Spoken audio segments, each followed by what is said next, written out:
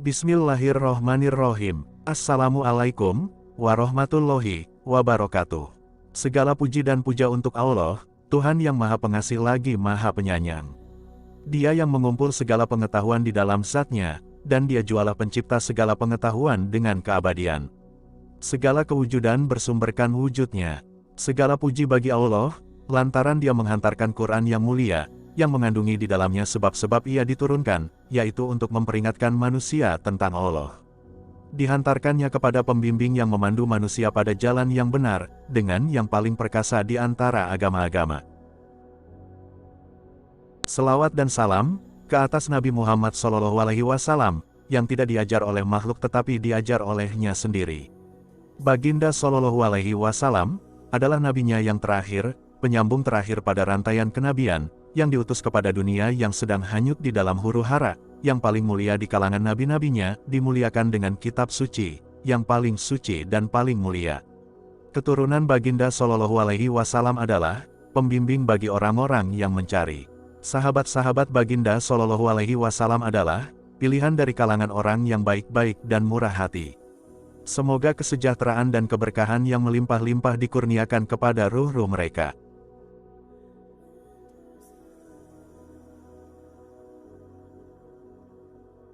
Ketika doa belum dikabulkan, sebagai seorang manusia biasa, terkadang dalam hidup pasti akan menemukan masa di mana manusia itu merasakan kesenangan, kegembiraan ataupun kebahagiaan, tapi pasti juga di suatu masa lainnya, manusia itu akan mendapatkan sebuah ujian atau cobaan dengan segala macam persoalan duniawi ini, sehingga membuat mereka sangat merasakan dirinya sangat lemah, tak berdaya ataupun putus asa, bahkan semangat hidup rasanya seperti tidak ada lagi.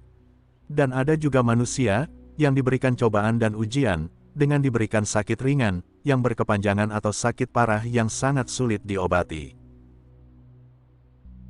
Di saat keadaan seperti inilah, hampir seluruh umat manusia pasti akan langsung berdoa, mereka akan memanjatkan doa-doa, seperti pengharapan atau keinginan mereka, siang malam menangis, merintih, bersujud kepada Allah, untuk mengadukan semua keluh kesah persoalan, ataupun permasalahan mereka hadapi, dan memohon dengan sangat kepada Allah, agar dapat membantu dan menolong mereka, untuk menghadapi, juga menyelesaikan semua kendala atau ujian mereka tersebut. Dikarenakan berdasarkan Al-Quran, setiap doa pastilah akan dikabulkan.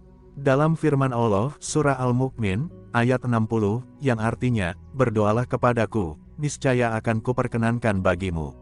Dan Rasulullah SAW juga pernah bersabda, tidak seorang pun yang berdoa, kecuali akan dikabulkan, hadis riwayat At-Tirmizi. Tetapi di antara jutaan manusia yang berdoa tersebut, sebahagian mereka akan merasakan doa-doa mereka, dengan segera dikabulkan Allah Subhanahu wa Ta'ala, namun, ada juga merasakan doa mereka memang telah dikabulkan Allah, namun dengan cara yang lain, walau tidak sama persis seperti di dalam angan-angan mereka. Tetapi ada sebagian orang merasakan doa mereka itu seperti tidak didengarkan Allah, seperti tak ada respon dari Allah, dan tak nampak pun ada tanda-tanda akan dikabulkan, semakin mereka taat dan terus berdoa, tapi malahan bermunculanlah masalah-masalah baru, padahal mereka sudah melakukan apapun perintah dari Allah, bahkan, ibadah mereka semakin lebih baik pula. Yang dahulu mereka salat kadang-kadang saja, hanya salat zuhur, maghrib atau isyak saja, berubah melaksanakan salat 5 waktu. Kadang-kadang, ada yang berzikir kadang tidak sama sekali, berubah menjadi berzikir terus selepas salat. Ada yang jarang sekali baca Al-Quran, ataupun tidak pernah sama sekali membaca Al-Quran, berubah mengaji Al-Quran, seminggu sekali atau setiap ada waktu luang. Salat sunnah tahajud atau salat sunat lainnya, itu dilakukan sebulan, atau 2-3 bulan sekali juga, atau tidak pernah sekalipun, mereka berubah, mencoba salat sunnah saat merasa gundah gulana atau sedih. Dan untuk bersedekah pun, biasanya dilakukan 1 bulan sekali, mereka mengubah kebiasaannya untuk sedekah setiap minggu. Terutama, untuk yang namanya berdoa, dahulu mereka jarang sekali berdoa, hanya saat tertimpa masalah, ujian, cobaan dan lain-lain, barulah mereka akan memanjatkan doa-doa, tidak berlaku saat mereka diberikan cobaan atau ujian, mereka pun setiap sehabis salat, akan memanjatkan doa-doa yang panjang, seraya mengadu dan meminta pertolongan kepada Allah. Namun, untuk mereka yang tidak sabar, dan tawakal, mereka akan merasakan rasa bosan untuk berdoa. Setelah sekian lama berubah menjadi lebih baik, setelah berdoa-doa terus-menerus, tetapi apa yang mereka rasakan, tidak ada jawaban membuat mereka tenang. Tidak satupun keinginan mereka diwujudkan Allah. Dan tidak ada satupun doa-doa yang mereka ajukan ke Allah, diijabah oleh Allah. Padahal, mungkin mereka sadari atau tidak disadari, mereka masih lalai dalam berdoa, karena seperti dalam sabda Rasulullah Muhammad SAW dalam kitab hadis sahih, At-Targhib nomor 1653 yang artinya, berdoalah kepada Allah Subhanahu wa Ta'ala, dan kalian yakin akan dikabulkan. Ketahuilah, sesungguhnya Allah tidak menerima suatu doa dari hati yang lalai lagi lengah. Lalai itu bermakna, mereka melaksanakan semua perintah Allah, tetapi masih tetap melakukan perbuatan dosa. Namun dari sebagian mereka, pastilah ada yang tidak sabar, mereka bertanya-tanya dalam hati. Dan pertanyaan ini semakin bergejolak di dalam dadanya, mereka bertanya dalam salatnya, bertanya dalam diamnya, bertanya dalam tangisnya dan tetap bertanya dalam setiap aktivitasnya sehari-hari. Isi pertanyaan mereka adalah, mengapa tak jua Allah mendengarkan aku? Mengapa tak jua aku bisa keluar dalam keadaan yang begitu menyiksa hati dan batin? Kapankah semua doa-doaku akan dikabulkan? Apa salah dan dosaku ya Allah, hingga Kau tak sudi mengabulkan doa-doaku? Apakah aku tidak layak Engkau kabulkan doanya? Apakah aku ini begitu hinanya, sehingga Allah seolah melupakan aku? Ribuan pertanyaan berkecamuk di dalam dada, di saat dia merasa sudah putus asa, bahkan sampai salah. Sebagian mereka, ada yang meluapkan kekecewaannya, dengan sumpah serapah, seakan tidak percaya atas semua yang terjadi, bahkan ada menyalahkan Allah atas terjadi penderitaannya, ada yang berkata Allah itu tidak adil, malahan terkadang sebagian mereka, ada yang sampai tidak percaya lagi kepada Allah, membuat mereka tak mau lagi melaksanakan salat 5 waktu, ditinggalkannya semua perintah Allah, apalagi untuk berdoa, takkan ada lagi. Semakin lama mereka menjauhkan diri dari agama, dengan meninggalkan semua perintah Allah, dan melakukan semua yang dilarang Allah, mereka betul-betul putus asa dan semakin kecewa, mereka malahan terjerumus kembali dalam dosa-dosa, dan semakin melupakan Allah. Jangan sampai kita menjadi manusia seperti itu, manusia yang mudah berputus asa, dan kecewa atas ketentuan dan kehendak Allah.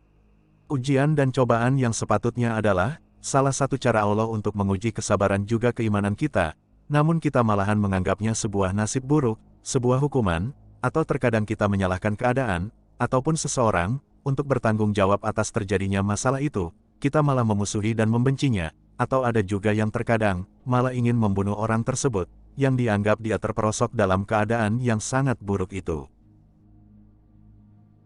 Sesungguhnya, apabila Allah mencintai suatu kaum, maka dia akan mengujinya.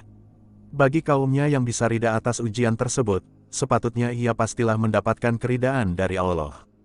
Tetapi barang siapa yang membenci ujian, atau cobaan itu, maka pastilah Allah akan murka kepada hambanya tersebut.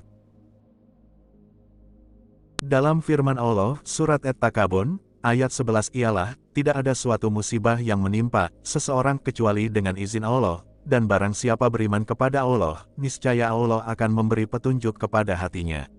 Dan Allah Maha mengetahui segala sesuatu.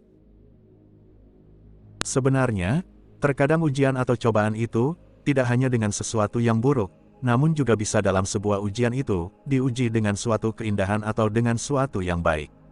Firman Allah, surat Al-Anbiya, ayat 35, yang artinya, setiap yang bernyawa, akan merasakan mati. Kami akan menguji kamu dengan keburukan, dan kebaikan sebagai cobaan. Dan kamu akan dikembalikan hanya kepada kami. Terkadang ada manusia itu, ketika diuji dengan kesulitan dan kesusahan, mereka sanggup untuk bersabar. Akan tetapi, ketika diuji dengan kenikmatan yang berlebih, kebanyakan dari mereka takkan mampu melewati ujian tersebut, mereka malahan gagal. Contoh ujian dengan kenikmatan adalah, saat dia diberikan kekayaan lebih, dia pun berubah menjadi sombong atas kekayaan itu, semakin sibuk atas duniawi meninggalkan salat dan banyak bermaksiat, lupa kepada keluarganya, berfoya-foya tanpa ada batas, hingga bermain judi, itu adalah ujian kenikmatan, dia pun tergoda dan terperosok semakin dalam, membuat dia lupa segala-segalanya, yang diingat hanya kesenangan belaka, dia masuk penjara lalu kemudian jatuh miskin, semua itu dikarenakan dia sendiri, karena tidak mampu bersyukur, dan mengendalikan diri sendiri. Seharusnya, kita muhasabah atau introspeksi diri, apa yang telah terjadi, dan berusaha, untuk merubah diri kita sendiri, menjadi lebih baik dari kemarin. Sebaiknya kita tetap dengan penuh kesabaran, keyakinan, dan tawakal atas semua yang terjadi, adalah sesuatu yang telah menjadi suratan takdir ataupun garis hidup kita. Semua sudah tertulis di dalam Lauhul Mahfuz. Banyak petunjuk-petunjuk di dalam Al-Quran, yang mengharuskan supaya kita tetap istiqomah, sabar dan bermuhasabah atas apapun yang terjadi. Karena ganjarannya adalah pahala dan surga di akhirat nanti. Wallahu a'lamu bis-shawab. Mungkin hanya itu saja yang bisa saya sampaikan kali ini. Mohon maaf atas segala kekurangan. Semoga kita semua diberikan taufik untuk bisa melakukan tobat nasuha. Amin ya rabbal alamin. Wassalamualaikum warahmatullahi wabarakatuh.